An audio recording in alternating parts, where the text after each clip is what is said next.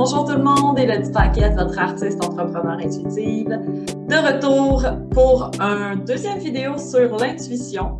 Donc, si vous n'avez pas vu le dernier vidéo que j'ai fait en lien avec l'intuition, je vous invite à le visionner juste avant celui-ci parce que vraiment une continuité du sujet en tant que tel. J'essaie vraiment d'y aller avec des courts vidéos, histoire de garder l'attention. Donc, comme je vous avais mentionné dans mon dernier vidéo, aujourd'hui, on va parler de les amis de l'intuition, les ennemis de l'intuition, des moments dans ma vie où est-ce que j'ai été déconnectée de mon intuition sans nécessairement m'en rendre compte et que je m'en ai rendu compte par la suite. Et justement, pour vous aider à voir qu'est-ce qui peut arriver si vous n'écoutez pas les moments dans ma vie où j'ai pas vraiment écouté mon intuition. Il y en a eu quelques-uns, des moments plus marquants que d'autres. Le premier, vraiment, que je me souviens, c'est à l'école de théâtre. J'ai étudié en théâtre production, décor et costumes au collège Lionel Groulx. J'ai pas terminé le programme en tant que tel. À ce moment-là, c'était un programme de 4 ans, un programme hyper exigeant, un programme où est-ce que considéré un peu comme l'armée des artistes, entre guillemets, mais pas tellement de guillemets parce que c'est un peu ça. Bref, je me souviens que à cette époque-là, j'étais très orgueilleuse. Très orgueilleuse. Et je me disais, j'ai besoin d'avoir un diplôme pour pouvoir continuer dans le milieu. Donc, je restais à l'école justement pour pouvoir continuer à performer dans le milieu théâtral parce que les programmes que j'avais faits avant, en fait, c'était malheureusement des préuniversitaires. Donc, pour ceux qui m'écoutent de l'Europe, on a ce qu'on appelle au Québec, on est quasiment les seuls à avoir ça, le cégep, c'est-à-dire le pont entre le secondaire et l'université. Un pont qui est parfois nécessaire, donc il y a des programmes pré-universitaires et il y a des techniques comme l'école de théâtre qui était une technique, qui est encore une technique en fait. Je me souviens qu'à cette époque-là, je restais vraiment par orgueil. Par orgueil puis par peur. Donc, j'avais peur de l'inconnu. J'avais peur de plonger dans l'inconnu parce que tout ce que j'avais connu, c'était l'école, en fait. J'étais une étudiante toute ma vie jusqu'à ce moment-là. En 2015, j'ai choisi de quitter l'école parce que là, je me rendais compte que j'étais plus capable. J'allais pas bien physiquement, j'allais pas bien émotionnellement. Sincèrement, si j'étais restée, je crois que je me serais clairement tapé un burn-out étudiant, quelque chose. J'avais besoin de sortir de là. Et là, après une très longue conversation avec ma meilleure amie, j'ai pris la décision de quitter l'école tout simplement parce que je me suis aperçue justement que je restais par orgueil et par peur, au lieu de rester par amour de l'apprentissage, par amour de ce que j'apprenais. Autant que j'aimais ce que j'apprenais, j'aimais l'univers dans lequel j'étais, mais il y avait quelque chose qui était déconnecté avec moi. Je venais de me lancer en entrepreneuriat en même temps. Ça a penché pour la balance aussi de quitter l'école. Donc, j'ai dû quitter avant d'atteindre une version de moi que j'ai pas connue à ce jour, que je ne souhaite pas connaître, c'est-à-dire moi en dépression ou en burn-out. Ça me tente pas, tu sais. Mais c'était sur le bord, là. Les gens me voyaient dans le corridor, ils me disaient « Bonjour, comment ça va? » Et moi, tout ce que j'avais envie, c'est de courir dans un coin, me mettre en petite boule puis pleurer. C'était pas loin de la dépression. Bref, après l'école de théâtre, j'étais encore dans mes peurs. Donc, on s'entend, ça, c'était pas réglé. J'étais encore dans mes peurs, j'étais encore dans le doute. J'étais pas dans mon cœur, j'étais pas dans l'écoute de mon intuition, j'étais vraiment à l'opposé total. Et je me suis mise à dire oui, absolument, tout ce qui se présentait à moi. Donc, tous les projets qui se présentaient à moi, que ce soit payant, que ce soit pas payant, que ce soit en animation, que ce soit en production, que ce soit en comédienne, que j'ai dit oui à tout. J'en ai créé moi-même aussi. Je me suis ramassée très vite à être épuisée, à me surmener. Et j'ai même eu des contrats où je dormais des 1 heure par nuit. On s'entend, c'est inhumain de faire ça. Mais c'est ça, j'ai comme poussé ma limite encore une fois par orgueil, parce que ben je peux pas reculer sur ce projet-là. J'ai dit oui. Je peux pas dire que finalement ça marche plus. J'ai dit oui, je vais passer pour quoi? Je vais passer pour une niaiseuse, je vais passer pour ci, blablabla. mon ego me parlait. Au lieu de faire, bon, ben regarde, je vais prendre une pause, on va se calmer, on va prendre le temps de s'écouter, puis on va voir qu'est-ce que l'intuition nous dit. Mais ça, à ce moment-là, je n'étais pas nécessairement apte à le faire. Je n'avais pas encore les connaissances que j'ai aujourd'hui pour le faire. Ensuite, 2019-2020, pandémie! Eh oui! J'étais dans une lancée avec une de mes entreprises et là, je voulais bien paraître. Je voulais que les gens autour de moi soient fiers de moi. Je voulais que mes mentors soient fiers de moi. Je voulais que les gens sachent que ce que je fais, ça fonctionne. Donc, j'avais vraiment la peur de l'échec.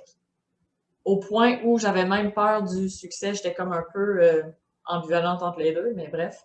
J'avais peur de l'échec à ce moment-là. Et pourtant, ça criait fort en dedans de moi. Ralentis, ralentis. Regarde tout le monde autour de toi. C'est une pandémie, tout le monde est en arrêt. Pourquoi toi, tu t'acharnes à continuer, puis à continuer, puis à continuer, puis à continuer, puis à continuer, puis à continuer, puis à te brûler? Encore une fois, je me suis brûlée, mais là, c'était moins pire cette fois-ci, parce que j'ai arrêté avant. Mais tout ça pour dire que j'ai pas pris le temps de m'écouter. J'ai pas pris le temps, justement, de ralentir, d'arrêter. Ce qui a fait en sorte que j'ai fait des choix peut-être pas nécessairement les bons. Puis aussi, c'est pas juste de faire une question de choix, c'est aussi une question de vibration.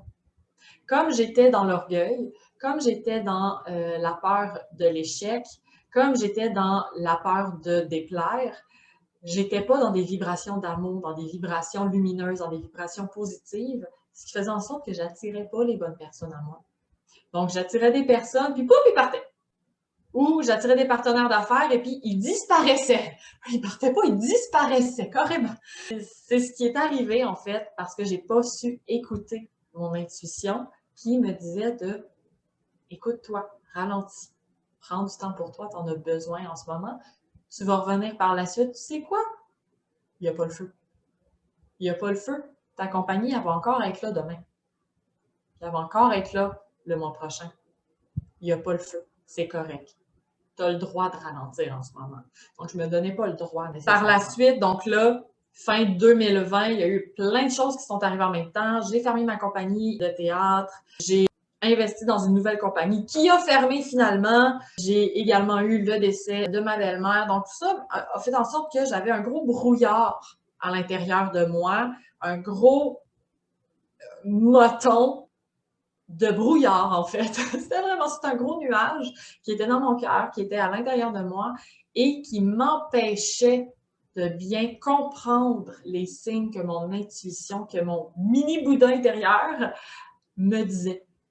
Donc, tout ça pour vous dire que les ennemis de l'intuition, la peur, le doute, le stress, la dépression, l'anxiété, le jugement de soi, le jugement des autres aussi, l'auto-sabotage, la résistance. Donc, quand tu résistes à quelque chose, comme je l'ai fait en 2020, au lieu de laisser aller, go with the flow.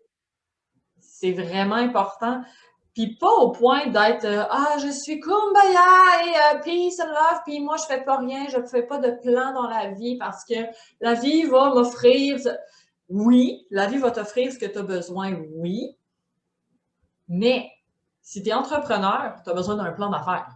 On s'entend, là. Tu as besoin d'un plan de match aussi. Et ça, c'est autre chose que je vais vous parler dans mon prochain vidéo, l'intuition en affaires. Bref, ennemi de l'intuition, donc l'ego. C'est ennemi numéro un. L'ego, la peur, le doute, c'est vraiment... tout ça vient camoufler la vraie voix de l'intuition. Les abus aussi de drogue, d'alcool, etc.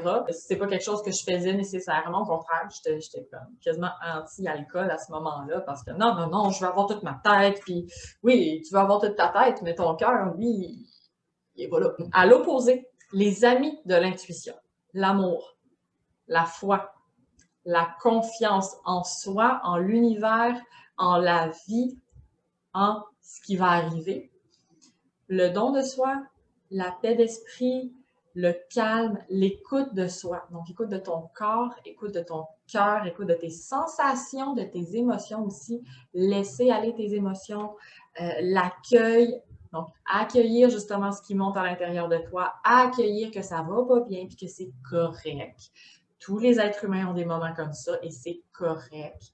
La bienveillance, le non-jugement, d'écouter son bébé Bouddha à l'intérieur, comme j'aime l'appeler, et des outils vraiment utiles pour rester dans cet état d'esprit, méditation, Ho'oponopono, EFT, et j'en passe. Il y a l'hypnose également, d'aller au spa, d'aller se faire masser, des automassages, etc. Bref, il y a vraiment beaucoup de choses qui peuvent vous aider à retrouver votre calme, votre paix d'esprit afin d'entendre ce que votre bébé Bouddha à l'intérieur de vous vous dit. C'est ce qui conclut ma capsule du jour.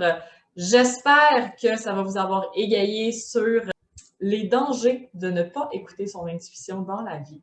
Et prochaine capsule sera à propos de l'intuition en affaires, donc comment utiliser l'intuition quand on est entrepreneur pour mieux briller, pour avoir des meilleures vibrations et surtout pour faire des meilleurs choix dans nos business. Sur ce, je vous dis bonne journée. N'oubliez pas de liker, commenter, partager également si vous pensez à quelqu'un qui en aurait besoin. Partagez, ça va me faire plaisir. Sur ce, je vous dis, passez une super belle journée tout le monde. Bye bye!